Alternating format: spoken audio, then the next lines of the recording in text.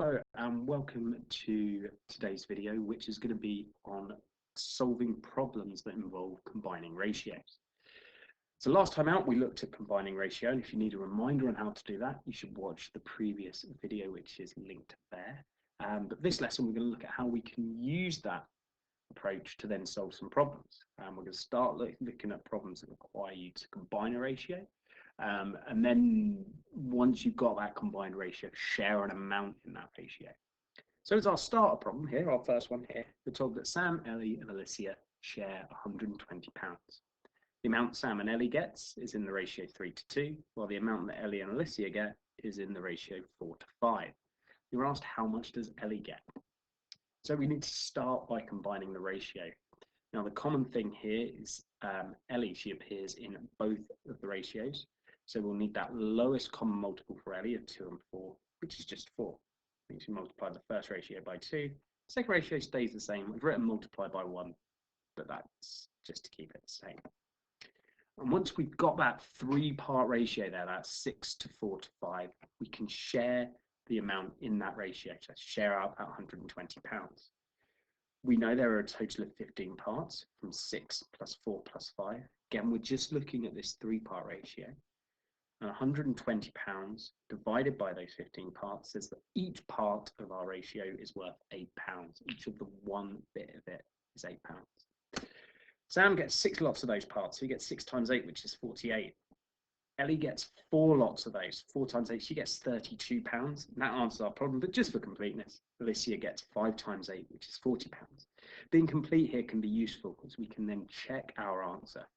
If we add up our 3 different parts, £48, £32 and £40, we get a total of 120, which is good because that is how much we had to share to begin with. That's our first type of problem, where we're told the whole amount. For the next type of problem, we're going to have information about 2 of the values, but not the whole thing. So you're told here the ratio of travel to biography books in a bookshop is 5 to 7. The ratio of biography to fiction books in the same bookshop is 3 to 4. You're then told that there are 65 more fiction books than travel books, and are asked how many books are there altogether. So again, we start by combining the ratios. You can see here, biographies are a common thing. 7 and 3 give us the lowest common multiple of 21 times the top ratio by 3, so we get 15 travel, 21 biography. Same as the bottom ratio by 7, 3 times 7 gives us our 21 biography, and then 28 fiction. Now that we know that the ratio of travel to biography to fiction books is 15 to 21 to 28, we can use that information in the second part of the problem. We know that there are 65 more fiction books than travel books. That's what we're told. And from the ratio, we can see that the ratio of travel to fiction is our first and third numbers in our 3-part ratio, but that's 15 to 28. So that means that the fiction, an extra 13 parts in comparison, 28 subtract 15. That means that we're told then that 13 parts is 65 books, because that extra 13 parts refers to the extra 65 books. Therefore, one part must be 5 books. 65 divided by 13 to get 5. In total, we add up all of our parts, 15 plus 21 plus 28, which is 64. And overall, well, if one part is 5 books and we've got 64 of them, we do 64 times 5 to give us 320 books in total. Now, our third type of problem is going to be one where we're subdividing a ratio. Now, for this, we're going to need to work with fractions. So here it says all students study either French or Spanish.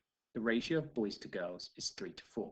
Of the girls, the ratio of studying French to those studying Spanish is 2 to 1. And you're asked what fraction of the students are girls studying Spanish. Now, like I said, this is where we're going to have to go from ratios to fractions. I just want to say before I answer this, I've used this from Dr. Frost Maths, which is a very good resource. So first of all, what fraction of the whole students are girls? Well, the ratio is 3 to 4. 4 parts are girls, so it's 4 parts out of 7, which we write as 4/7. What fraction of those girls study Spanish? Well, the ratio is 2 to 1, French to Spanish, so it's 3 parts total. 1 part of that is Spanish, so it's 1 part out of 3, which is 1/3. So we know 4/7 of the students are girls. 1/3 of those girls study Spanish. Therefore, what fraction of the students are girls that study Spanish? Well, we want 1/3 of those 4/7. And the Spanish-speaking girls, or the girls that are studying to speak Spanish. So we find 1/3 of 4/7. 1/3 multiplied by 4/7 gives you 4/21. And remember, we're finding a fraction of a fraction. We just multiply our fractions. Here's a question for you to have a go at. You can pause the video if you want before I start to go through the answer. So Emma and Dave shared 7/10 of the money. Of that 7/10, Dave gets 2/5 of it. Colin got 3/10, actually 7/10 for Emma and Dave. And that ratio 3:2, Dave gets 2 parts out of the 5. So we want 2/5 of 7/10. We multiply those fractions together, gives us 14/50 down to 7/25. And you might be required to write that as a percentage or as a fraction in a different form, or you might even be asked to rewrite that as a ratio. So Dave gets 7 compared to 18. The ratio of what Dave gets to the others is 7/18. But there's lots of different ways this can come up. This isn't a complete set of problems that you'll get, but it does go through 3 of the main different types. I hope you found this useful.